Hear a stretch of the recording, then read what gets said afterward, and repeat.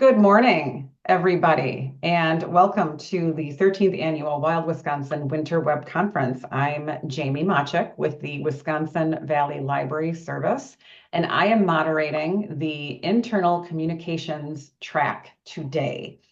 And assisting me is Lori Freund from the Bridges Library System. So thank you, Lori, and we're glad to have you here. Hopefully, some of you were at yesterday's session and you're joining us again. And if not, if you're brand new today, we're happy to see you either way. So kicking off this track is Rachel Arndt, who resides in Milwaukee, Wisconsin. She's a Wisconsinite who's going to be talking about effective workplace communication. We were talking about in the chat how we communicate and all these tools that we now have at our disposal. And is it effective? What should we be doing when or why? And Rachel's going to take questions primarily at the end of her presentation. So Rachel, please begin. Thanks. I'm so happy to be here today. As you all well know, there are probably more tools and platforms than we've ever had available to us. So, hence the title of today's talk, Teams and Text and Slack. Oh my. We often feel like this nice lady over here in my little image, a little bit of overwhelm with the amount of tools and ways that we have to connect with one another. This is me. I'm a library consultant here in Wisconsin, and I have become really familiar with many of these tools now that I am an independent contractor working from my lovely home office here. I have had to learn a lot about these tools now working as a sole proprietor. So, these are some of the services that I provide. Like Jamie mentioned in the intro, I also am an adjunct faculty member at UW Milwaukee in the School of Information Studies. And I teach an online class. So Canvas is one of the platforms that I have to use in order to teach my online class. And of course, I would not want to overlook the fact that I'm a proud WLA member of board of directors. So here's what I hope we are going to tackle today, identifying the appropriate tech tools to achieve your communication goals, how to tailor your style to each of these types of tools because they do all have different purposes. And then, if we have time, we're going to talk about some of the sticky wickets in some technology ethics that come up as we utilize these many tools at our disposal. But first, let's do a little time travel. Let's go back to the early 2000s. Let's think about what the workplace looked like 20 years ago. So, first things first, these are some of the major innovations that happened in 2005. A lot happened. It was a huge year for tech. So, Wi Fi was introduced to some of our major US cities. So, free and available Wi Fi. What we've come to experience just kind of walking around in the world, this was a breaking innovation in 2005. Sprint had introduced video service in 2004, but this was now starting to catch on in 2005. So, between the high speed broadband and some improvements in cell phone screen technology, we were seeing early streaming video on our personal devices. 2005 is also when YouTube was founded. So early viral videos, if you can remember, way pre TikTok, some of the cool videos that we were watching around that time. I was reminded that Lazy Sunday from SNL just had its 20th anniversary, and that was an early YouTube viral sensation. Apple also started to demonstrate its ability to quickly adapt and upgrade its products. And it had three releases of the Apple iPod in 2005. So we had the Nano, that little guy, the iPod Shuffle, and the video. So once again, we're seeing video technology getting into smaller and smaller pieces of personal tech. Google had a huge year in 2005. They launched their video hosting platform. They launched Google Earth, which we all rely upon pretty heavily to this day. And of course, their infamous book digitization project. And kind of transitioning towards the office, Skype first introduced video calling in 2005. So amazing to think of how far that technology has come in 20 years. So in a similar vein, The Office also was released in 2005. So we can imagine what that workplace looked like as we think about what our own workplaces would have looked like in 2005. So This is my estimation of what many of you, if you were working in the office 20 years ago, this is what you would have had. You would have had PCs, potentially laptops. Laptops had certainly been released at that point, but their price hadn't come down enough to make it an effective workplace tool. We were using web portals or intrawebs. Uh, we were using primarily desktop software, proprietary desktop software. And of course, one of our major concerns was virus protection. We had hardwired Ethernet connections, so lots of cables underneath our desk. And again, even though Wi-Fi was available, the stability of that Ethernet connection was what was really important in the workplace. Most workers likely had a desk phone. And as I was doing my research, I loved this acronym POTS, which I was like, ooh, what does this stand for? It stands for plain old telephone service. So we probably all had plain old telephone service. Now, VoIP or voice over internet protocol had been introduced in the 90s, and it's a really cool technology. It allowed you to use one phone line for both your internet and your phone, and it allowed you to bypass long distance fees for telephones because plain old telephone service is obviously hardwired by a phone company. So once again, maybe you had some VoIP in your office, but you were probably utilizing plain old telephone service. And again, in 2005, cellular phones were certainly available, but they weren't as ubiquitous. And in library workplaces, they probably weren't being deployed unless you had a real strong reason to be mobile with your job. And then, of course, we'll all remember all of the hardwired accessories, a wired mouse, a wired keyboard. We had tons of cords running in the 2005 workplace. So I found this photo on Flickr, and this really took me back, right? We've got a couple of different types of computers here. We've got that big boxy one. You can see the cords running from the mice. We've got a tower underneath our desk. We've got these clunky keyboards. We've got plain old telephone right here. And we do have an early laptop, but we can see that this is not the slick and portable piece of technology that it is today. And the other thing that strikes me in this photo is also how much paper we see laying around. Not judging the cleanliness of the office, but just a lot of office paper is here present in 2005. So, what do we have now? Well, as you well know, we've got a lot of laptops. You may still have desktop computers deployed in your office spaces, but laptops are so much more affordable, lighter, portable. Many of us work with multiple monitors, or we have a docking station. Uh, there is still software downloads that we utilize in our workplace, but cloud solutions are much more prevalent in our workplace today. And of course, cybersecurity has had to become so much more sophisticated than just virus protection. Many of us are functioning on those voice over internet protocol phones, those VoIP phones. And in many places, we have mobile phones that are utilized either as they're placed in our workplace as our telephone, or they might be sent off with us as we work in the field or do outreach.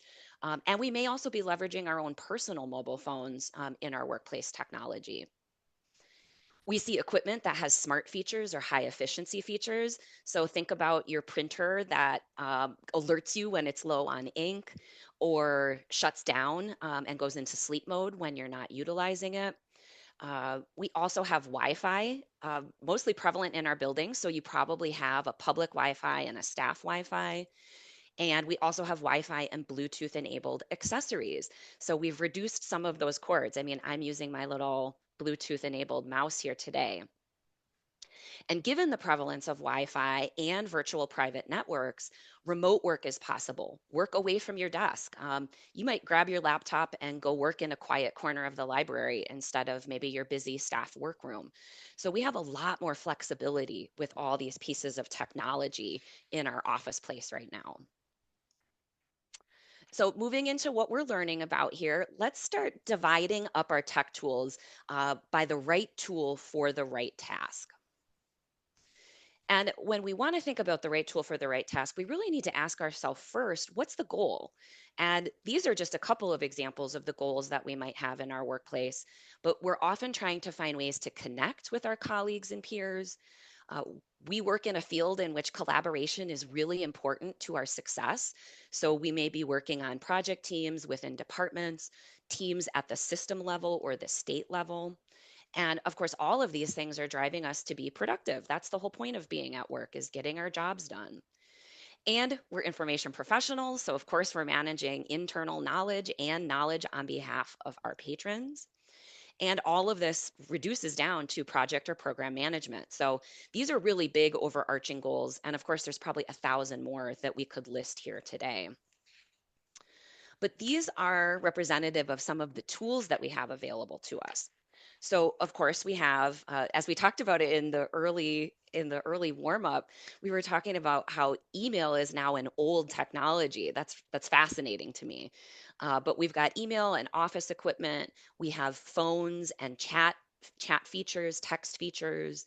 We have video chatting, video calling.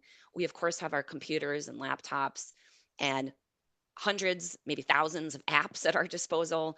And of course, our little file folder here is representing all of the things that we are managing, processing, and organizing in our work.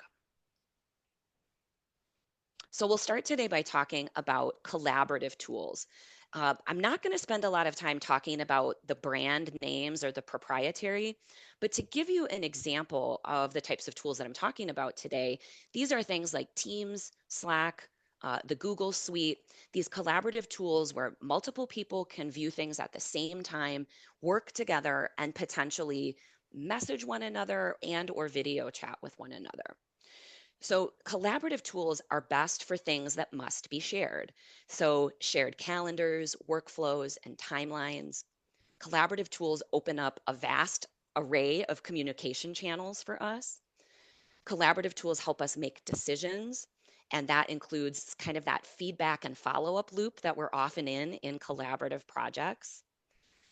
These collaborative tools allow us to share files and resources, and many of them allow us to have virtual meetings. So, in collaborative tools, what type of goals would you identify, kind of given some of the things, the 5 or 6 ideas that I gave you? What would be the goals that you want to achieve or you do achieve with these collaborative tools? Go ahead, drop those into the chat for me, and we can share a few of those answers.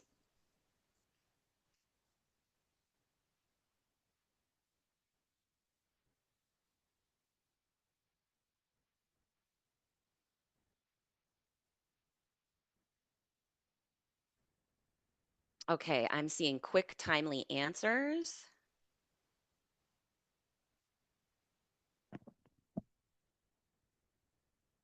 Yes, making sure two people aren't working on the same task. That is fantastic. We never want to have heavy duplication of effort. I agree with you. Yeah, quick check-ins, making sure you're on the same page. Yes, hellos and goodbyes. That's part of our how we connect with one another, right? How we make sure that we're great teammates. Saving time. All right, these are great answers. Thanks, everybody. So here are some of the goals that I outlined for collaborative tools. Achieving that small group work, especially if you are not in the same work site, right? Some of the goals that we can achieve, of course, are project management or program management. A huge one for me in that small group work is transparency, right? Making sure that we're seeing what everybody's working on. I think that one was mentioned in the chat. And of course, collaborative tools allow us to share the files, share the resources. It is so hard. I think about how easy it is in Google. You can all be in the same document at the same time, and you don't have to go back through all those track changes so painfully. I really like collaborative tools for those purposes. All right, shifting to knowledge management. So, knowledge management platforms might be your internal drives or your internal intranet. It could be a blog or a wiki maintained by your staff members, or it could be a complex proprietary product like LibGuides. All of these are places where you have centralized storage of information and files. These, of course, have classification schemes. So they might be a file structure or a tag structure. Uh, These often have levels of access. So there might be all the files are available to all staff if it's a blog. But if you have more of an intranet or a LibGuide, you might have things that are password protected or only for certain departments to utilize. Of course, our knowledge management is only as good as how up to date it is. So we want to make sure that our knowledge management system is current. It should never be static. And the other thing I want to mention about knowledge management is that these are platforms that support self-direction. If your knowledge management system is the capital T, the place to go, staff will know that that's their drop-in point for where to be looking for information, where to be looking for those updates. So I'm sure you all have knowledge management systems of one kind or another. What types of systems or what types of goals are you trying to achieve with your internal knowledge management systems? And once again, go ahead, drop those into the chat.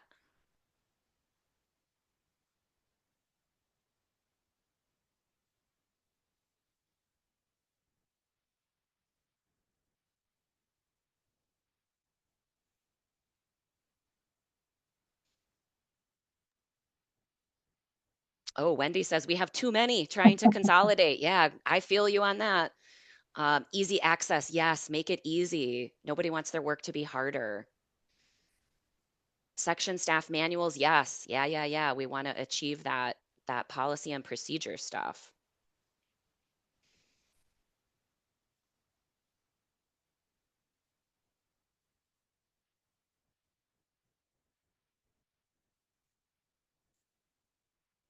And here are some of my ideas of goals that you might achieve.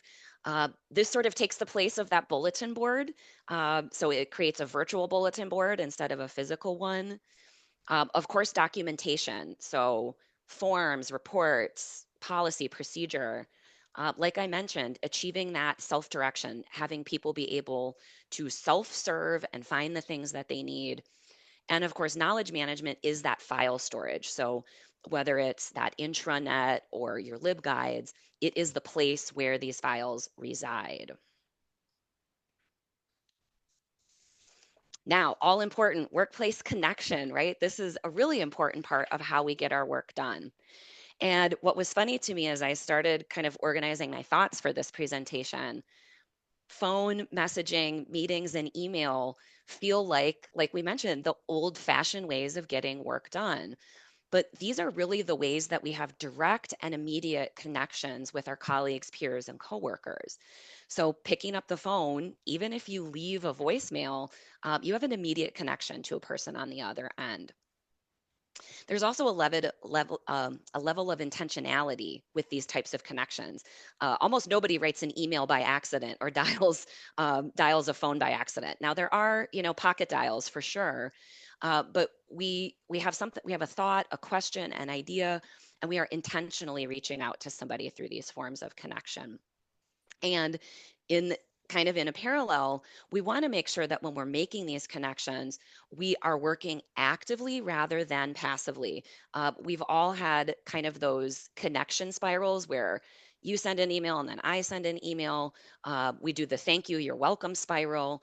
We want to make sure that when we are using these type of connectivity pieces of technology, that we're always working in an active manner, driving things forward.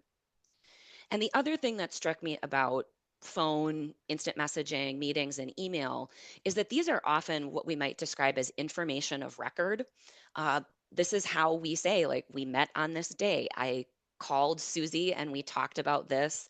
I sent this message to ask this question or get this clarification. So these are the things that sort of note all the benchmarks along the way of the work that we're doing. So in connecting, what goals might we achieve with these pieces of technology? Those legacy technologies, email, messaging, telephone calls, meetings.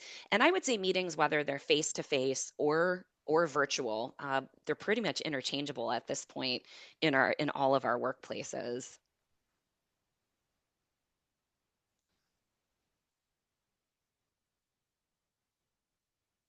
Yep, emails fully a form of documentation. I agree with you, right? It's how we kind of know what we decided or what happened.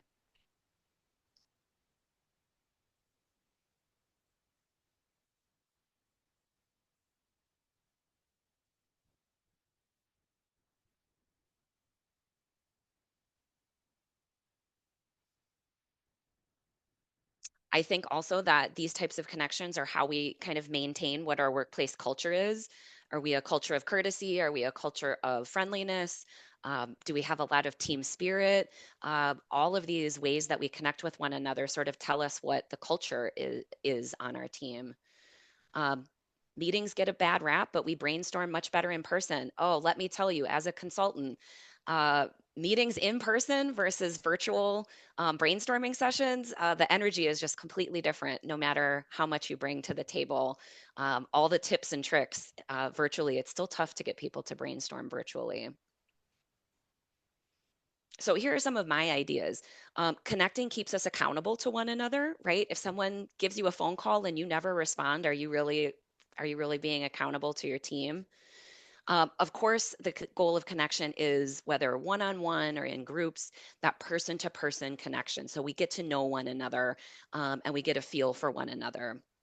Of course, it is a communication goal. Whenever we're connecting with individuals, our goal is to communicate effectively and clearly. And all of these are really, your goal is to be productive using each of these tools. Like I said, these are really not tools that you're using by accident.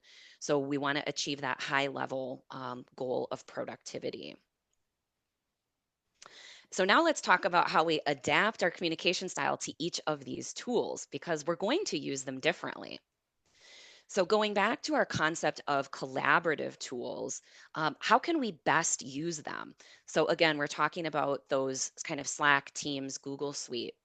Well, first things first, we want to work with positive intent and we want to assume positive intent. And if positive is a word that gives you the heebie jeebies, think about courteous intent. So receive and send messages in a courteous way. And again, assuming that that other person on the end of that message is trying to drive the work forward. I am here to be your mouthpiece for less is more. More messages equals more labor, but it does not equal more productivity. So volume does not equal productivity. Again, think of those thank you, you're welcome spirals, or I don't know, do whatever you think. Well, do whatever you think. We want to make sure that we're driving that work forward. Now, on the flip side, more is less. The more context, resources, workflows, timelines that you can provide in your messaging is going to mean less follow up in the future. So be as clear as possible, share as much information as possible so that people don't have to do more follow up. Like I said, all of these things are what's going to drive that work forward. Be a person of action and have all of your communication drive that work forward no matter what your role is, whether you're, the top person on the team or you're the newest person on the team, your questions, your comments, and your activities in these collaborative tools should be moving the work forward. Busy work and passivity is going to be a logjam to what you're working on.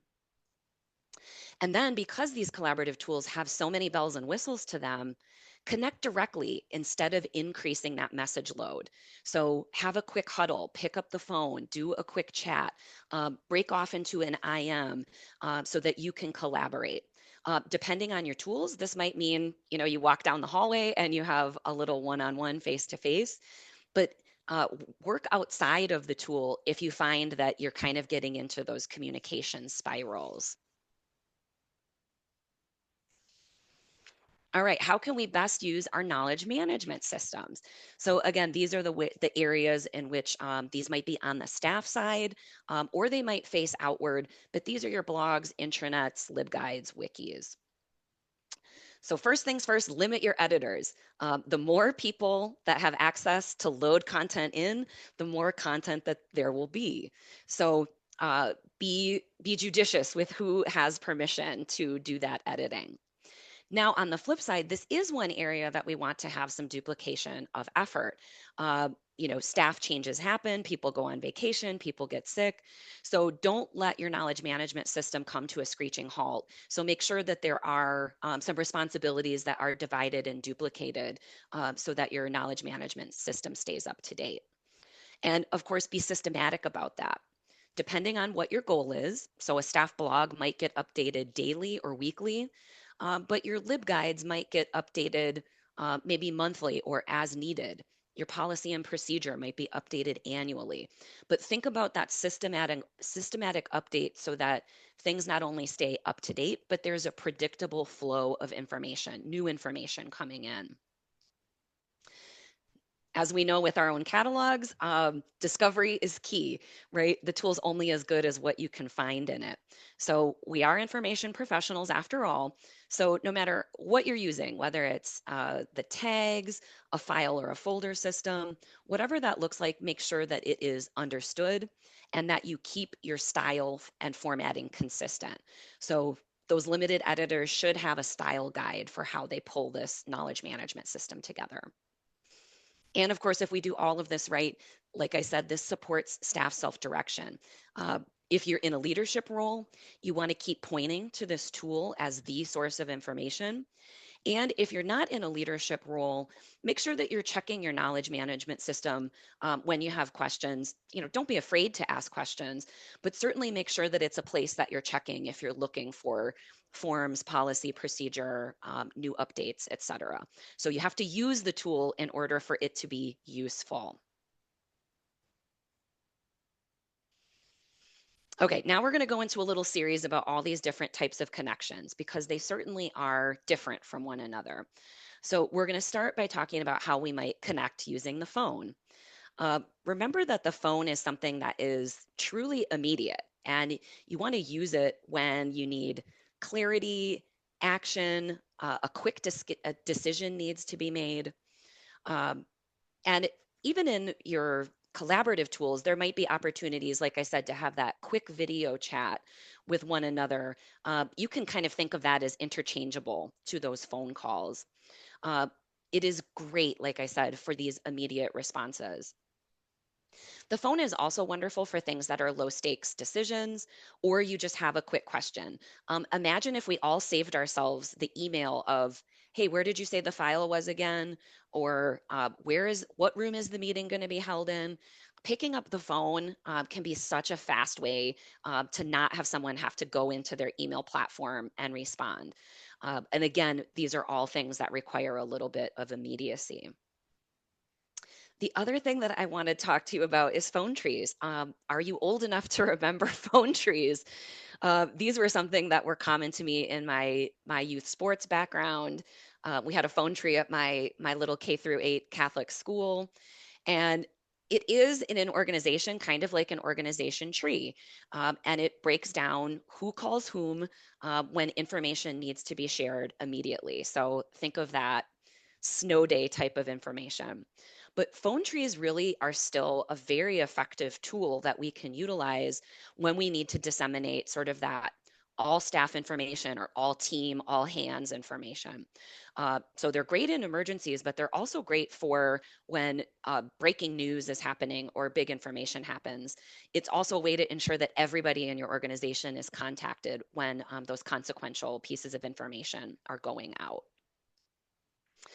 And my advice here too with the phone is if the issue becomes too complex for a phone call, right? If you're on the phone for more than 5 to 10 minutes, then you maybe want to decide to hold a meeting or jump on something that's a little more scheduled and structured. So do think of the phone as that quick tool to connect with someone and get the answer that you need. Now let's shift towards messages. And I want to think of messages both as text messages or as the instant messages or some of those chat features in some of your collaborative tools that you might have. So I think this advice will be interchangeable for all of those types of messaging. Treat your messages like a telegram. So that's the KISS method, right? Keep it simple, sweetheart. So Keep it short, keep it straightforward. Again, be courteous, but less is more. If you're messaging, it's often time sensitive, and especially if it's low stakes. So if you're using this interchangeably with the phone, you don't have to do a lot of preamble if you're just asking a quick low stakes question. Now, when we're thinking about messages for need to know updates, um, we all have our pocket computer. So text messages, we know that there's a person carrying this phone around with them. And if we're utilizing some of our collaborative software, we know that most people are in front of their computer for most of the day. So this is where we want to have some of those need to know immediate updates. Email might not be useful for these purposes because you might be saving some email catch up time for some downtime later in the day. But messaging are things that might be really, really immediate. So weather, safety, closing, schedule changes, um, information that's like breaking news, we want to utilize our messaging platforms for.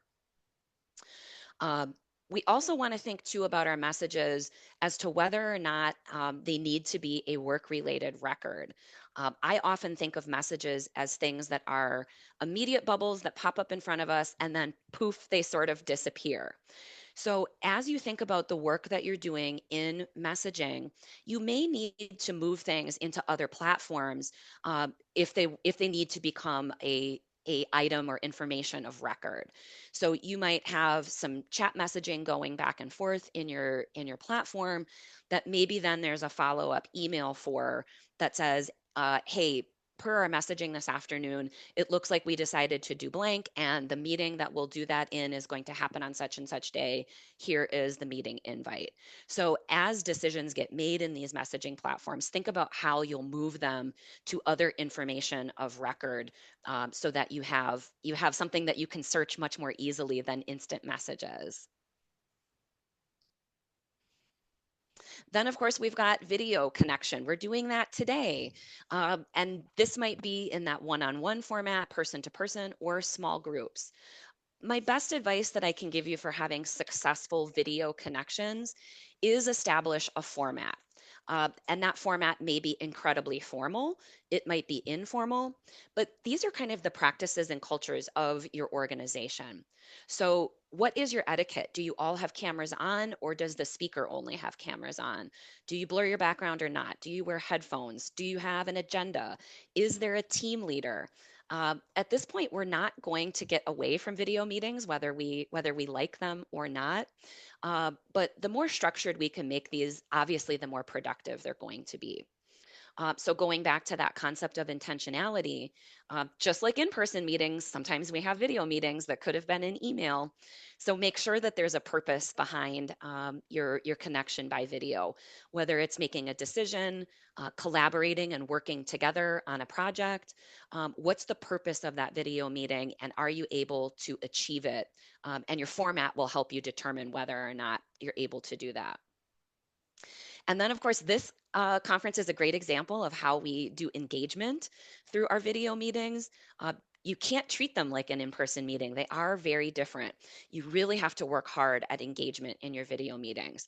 So you need things like Q&A, surveys, interactive features, icebreakers. Oh, the crowd groans when we say the word icebreaker, but we really do need them to get people to unmute themselves or to get people to participate in the chat.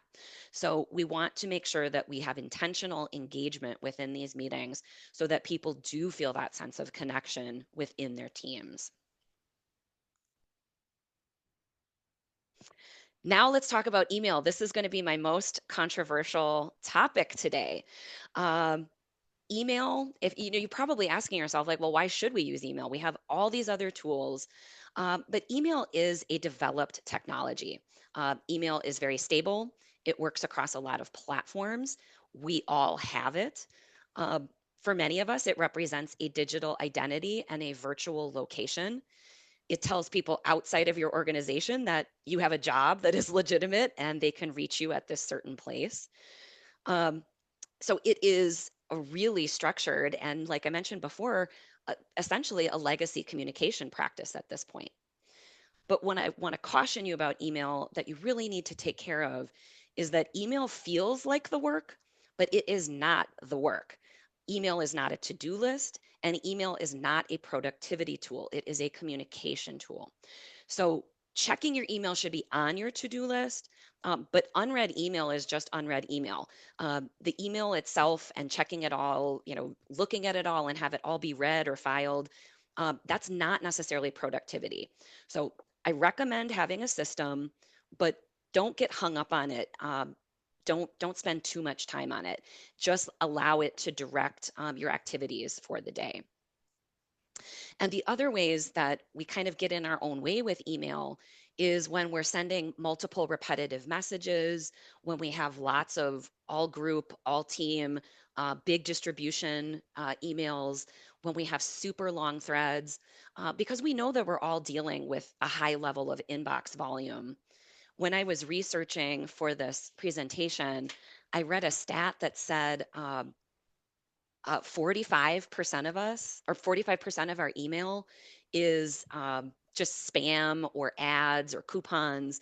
So think of 45% of what's in your inbox. I mean, no different than your physical mailbox, right? It's just junk mail that you got to tear up and throw away. So don't be that Gilded Age woman sitting at her desk, handwriting out all of this correspondence all day. Find ways to take action outside of email, and consider those text messages or IMs for quicker response time. So that helps reduce that volume for both you and the people on that receiving end. So how can we manage our email? Well, think of using email, like I said, when we need to have an information of record. It's where that documentation that we talked about is happening. We often use emails as sort of the FYI, a bulletin board, or the BOLO, the be on the lookout. But think about how you can transition some of these things to maybe your knowledge management system, or reduce volume by having maybe one bulletin a week, or discussing the BOLOs and FYIs in your team huddle or your meetings each week. I recommend highly that people classify their emails. So think about how you utilize your subject headings so that the person on the receiving end knows what to do. I worked with a colleague once who put every email at that high urgency feature. And it was like, well, if the kitchen's on fire every single day, they can't all be fires, right? So think about using those high urgency things only when it truly is urgent. And like I mentioned, limit those long threads. Try to keep large groups to a minimum, just so that you don't have so much mass within your email system. And like I mentioned with their other communication platforms, keep it brief. Again, be courteous, be polite, but we are not doing correspondence here. We are trying to drive our work forward. So just keep your emails as short as needed. If you've got a long thread, have you ever had the long thread where the topic has changed, but the subject heading says something else? That makes me crazy. Just start a new email. So try to keep things simple and brief and organized. All right, now we're going to jump to the part that we're all here for. Tips and tricks, ideas and hacks. How can we make all this work for us? So this was my favorite thing that I read as I was preparing for this presentation. Message one another like your like your device is at 1% battery. And this is really like keep it polite but not wordy. Get to the point, ask the question, be clear about what you need. Be clear and direct on all your communication channels. Clear is kind, and clear is what's going to help us drive the work forward. One of the things that became very apparent during the pandemic, and I think many of us have carried through, is this concept of not everyone works on your schedule. So we need to embrace the nature of our asynchronous work. While library work is not 24/7, we have morning shifts and night shifts. We have people who work nights and weekends. So recognize that people will respond when they are able. And this is where making our deadlines and our availability clear really helps everyone be effective. This is also your reminder that when things are urgent and time sensitive, email is probably not your best bet. This is where phone calls, um, quick huddles, and your instant messaging is going to be more effective when things are urgent. In a similar vein, we've got the OOO, you're out of office. Let people know your availability. Use your away and busy status, use your out of office settings. When you have shared calendars, post your availability. This will really help everyone understand these response times, especially in the collaborative tools. And then my warning to you, resist multitasking. No matter how good we think we are at it, we are just not as effective as we think we are. Our human brain can only handle one cognitive task at a time. In my resource files, I've got a really great article that I think everyone should read and share with the people in their life. Uh, this article describes a concept called task switch cost. And this basically is the lag time when we are moving through multiple tasks. And we know that it happens, right? We make mistakes. We have to sort of reset our brain and get ready. And we lose time and productivity as we switch quickly back and forth between these tasks. The other thing that is becoming more apparent as we work in, not only remote and hybrid environments, but high tech environments, when we have a lot of different stimuli, that media multitasking. So we're listening to music, a podcast. Some of you might be checking your phones while we're in a virtual meeting or a webinar.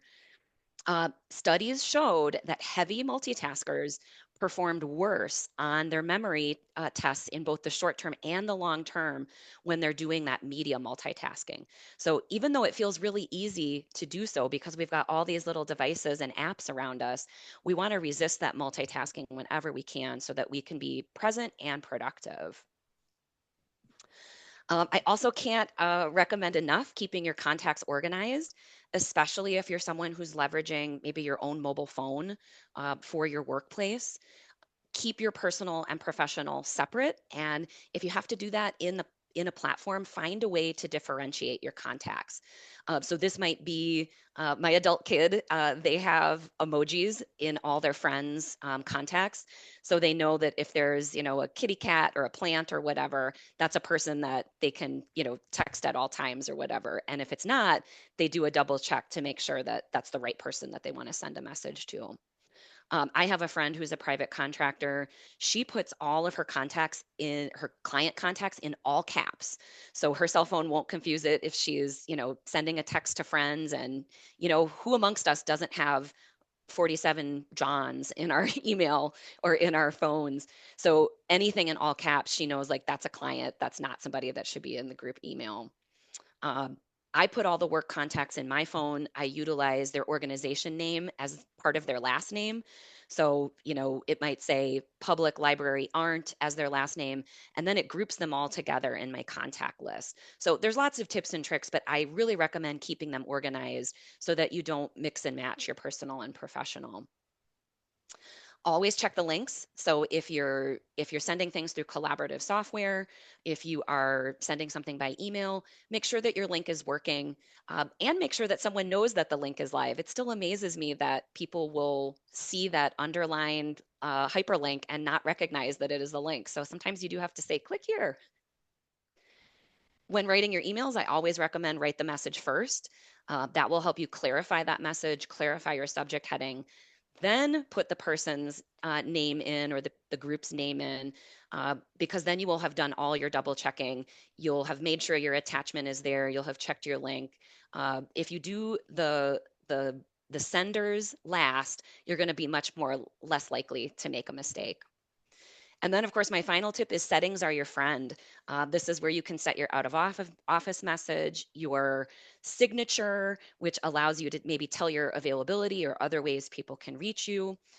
There are ways to avoid the embarrassing reply all. You can set your default to reply only to individuals and avoid that reply all mistake. You can set up file folders. You can set up auto deletes. And it's very easy to search this. Because email platforms are so ubiquitous, you can find these instructions really easily through a quick search online. So play around with your settings and help those work for you so that you can spend more time on your work. So before we get into questions, I just want to wrap things up. We talked about a lot of different communication types. Of course, we know there's a lot of different communication styles. And so this really amounts to a map, right? If we think about looking at a road map, we've got city streets, rural roads, county highways, expressways. There are a lot of ways to get to where you're going. but what we're always looking for is the most effective route. So think about the type of communication that you need to do, the goal that you have, and then decide which communication tool is the best one for you. So I hope that this maybe clarified some ways to be effective and efficient. But yeah, think about the best tool for the job, and the quickest way to get to where you're going. So I'm happy to take questions now. And then if we have time, we can go through some of those tech ethics issues. Awesome. Thank you, Rachel. As Rachel mentioned, we can take some questions at this point. So you can type or you can place a question in the chat box. You can share that with everyone, or you can choose the setting in the little blue box to share that only with the webinar host. You can also submit a question through Q&A. And just a reminder that any of the questions submitted in the Q&A area can be anonymous if you wish to not have your name shared. So feel free. Well, when we were doing we had the management track yesterday, and Oh, yeah. I think once I mentioned that, then I noticed like the floodgates kind of open, Yeah. and I'm like, and I get that we're asking, sometimes people are asking some Yeah, sensitive questions that are kind of questions. personal. So I think I do like that feature. Yeah. Well, and Again, especially when things are recorded for posterity. of course, of course. Um, so Rachel, is it okay for, or I guess acceptable for us to say to our coworkers um, or colleagues, like, yeah, I understand that you have, like, yes, you have my home phone number, which for a lot of people now is a cell or a Yeah. mobile number. Is it okay to suggest or say to coworkers, like, I'd really prefer you don't text me when it comes to work matters, or unless it's an emergency, and then what qualifies as an emergency, or how, like, if you Yeah. join an organization and that kind of is the culture, Hmm. how do you is that okay to say that, like, hey, I prefer work issues and communication to happen on my work email or to happen on the workplace, Yeah. or Yeah. how do you So go about that? I think so. This is definitely one of the tech ethics issues to consider. And I will say, I don't necessarily have all the answers, but I do think that for employees, it's a great question to ask. What is the communication culture here? Am I expected to receive text messages? Am I expected to check my email in off working hours? So it's a good question to be asking as the employee. And if you're in a leadership role, it's important to establish that culture and stick with it. So there might be, right? Imagine a closure, an unexpected closure. You have a water main break. You're probably going to have to contact everyone's personal phones in order to reach them before they head into work, or to let them know, how right, hey, check your email. The library is closed today. Here are the instructions. Yeah. Um, but I do think that some of us should and can establish some boundaries that, you might say to your supervisor, I go to bed at 8:30 p.m. This is not what Rachel would say. Rachel goes to bed very late, but I go to bed at 8:30 a.m. Or 8:30 p.m. If you message me, email me, or text me after that time, I'm just simply not going to get it.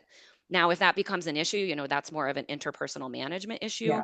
Yeah. But yeah, I really think that we should keep work communication on work channels to the best of our ability, and really think about using personal communications as that absolute urgent, must know, must contact, must reach situations. Thank you. A couple questions have came in since you've been talking. Yeah. One per Stacy in the chat asked if you could share your contact information. Yes, If you want to that'll share be on that. one of the slides Okay, upcoming. So I'll make sure that we click to that before we go. got Thanks. it. Got it. Any tips for setting organizational culture expectations around communication? Most of my staff tend to use chat throughout the day to ask quick questions or share information, but we have a few who are never on. What's the best way Yeah. to decide how to share quick things? Yeah.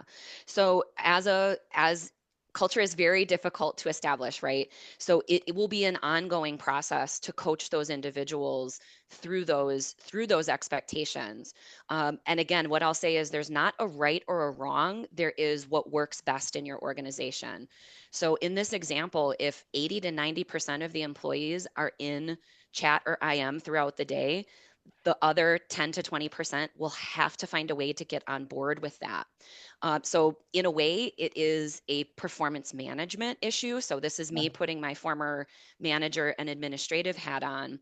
Um, but what I would also suggest is maybe that's a situation in which the individuals don't have access throughout the day. Their job doesn't give them time to do that. Or maybe they have some technology gaps or aversion to tech. So you might have to coach them through being more comfortable on the platform. So it really is an opportunity to check in with them to find out maybe the why and then help support them with what their needs are to boost that. But yeah, if your culture is everybody's in that platform and it's productive and working for everybody, then those who aren't on board need to get there. Thank you. This person writes, I've been considering starting a director manager blog instead of so many emails. Any recommendations on an easy site or platform? Oh, well, what I'll say is I'm definitely not the tech expert. I'm more of the communication expert. So if there is anybody who has a tool that they love, share it with our friend who asked that question because it's a really good one. I'm And I will pipe what in if yeah, you want me to. please. So for WVLS, I manage our communications and we send out a weekly email. I send out a weekly email at every Monday at noon called Monday Mentions. It is a Google Doc that I place on our website with the link and it highlights things people, our directors and our libraries kind of have to know throughout the week. Yeah. It is brief snippets that people can link to. And they just know like to look for it. We've been doing it for like 8 years now. So I think Yeah. something, if you're considering doing that, whatever I don't think it really matters what you use, but it Yeah. should be consistent. It should be Yeah. consistent. So that your staff knows to expect it at a certain time. Like I was Yeah. really big on that. Jamie, that's a great example of the knowledge management. If it's a systematic update, then people are waiting for it, right? They know on Monday this is coming and I am looking for it.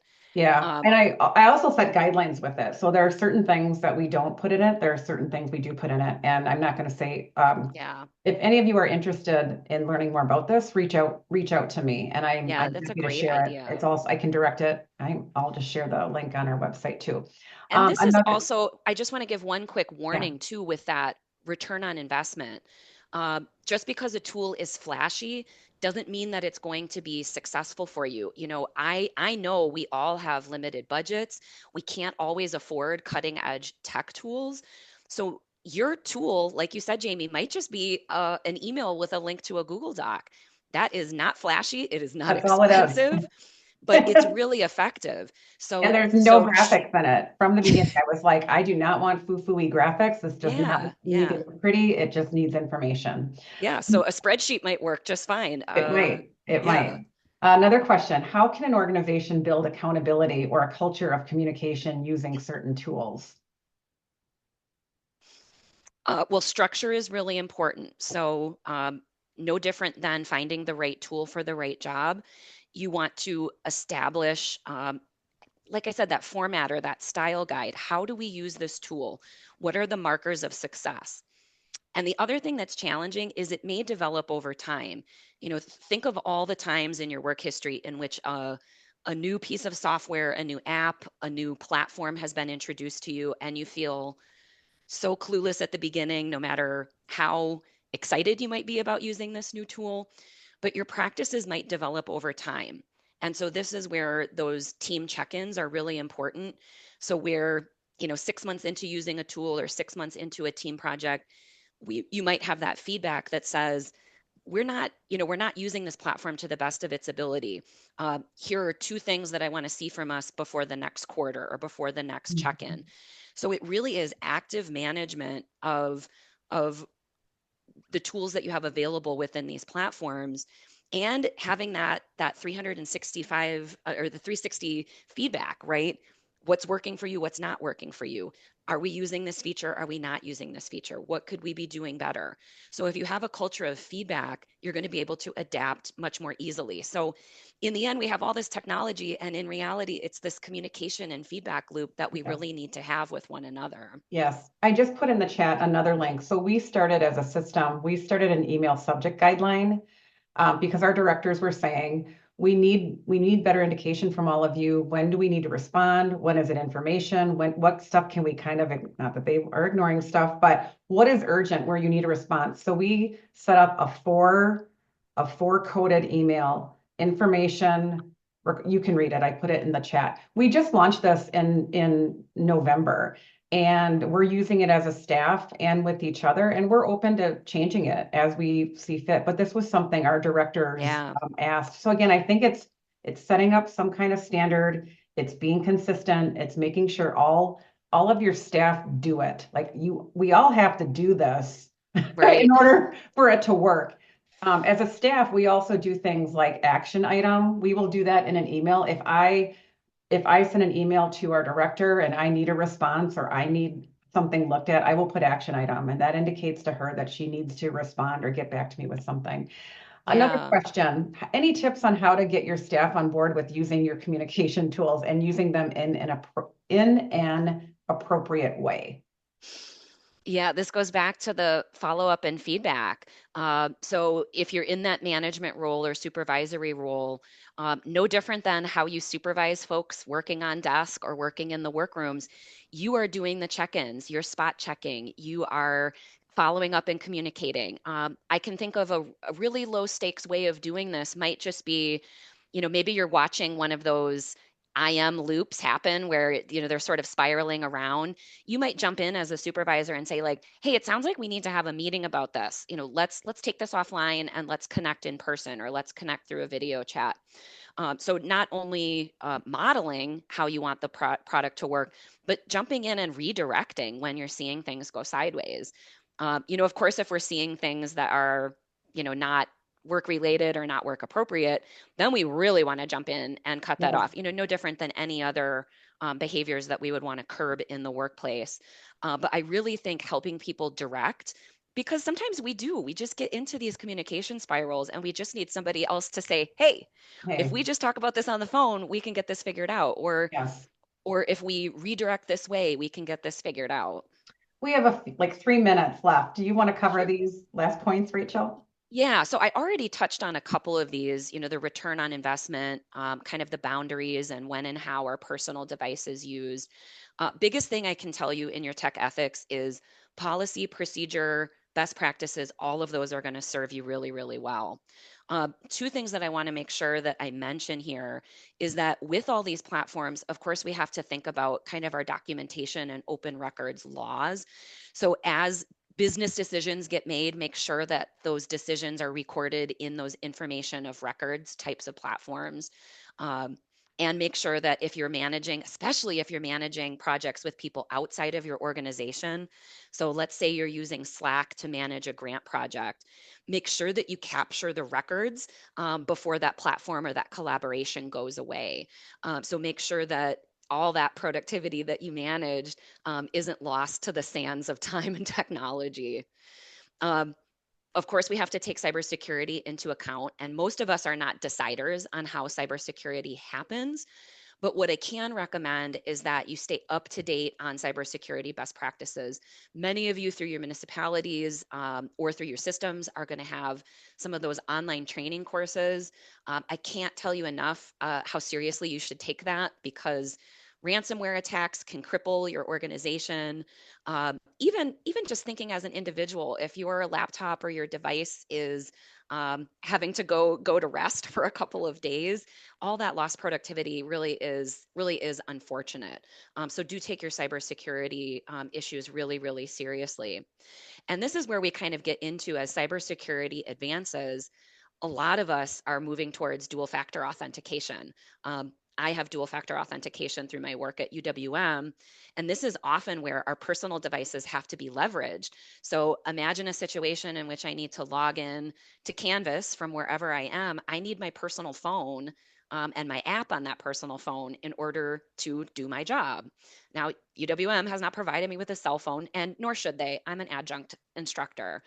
But think about your employees that might not have a cell phone. Think about your employees who might have a cell phone but don't have the bandwidth on their phone to download the appropriate app. So, as we get deeper into cybersecurity and how we leverage these personal devices, we do have to think about kind of the secondary effect of now you've got all your employees with their phones in their pocket all day at work. So now we have to do a new policy and procedure about appropriate personal cell phone use at work, but I also need it to log into my computer. So do think about some of the decisions that you make with the technology that you put in. There can be secondary effects, and some of them are that we're just tied to our computer all day long, that we really can't get away from this technology. So again, policy, procedure, best practices, all of these things are going to help you make good and ethical technology decisions.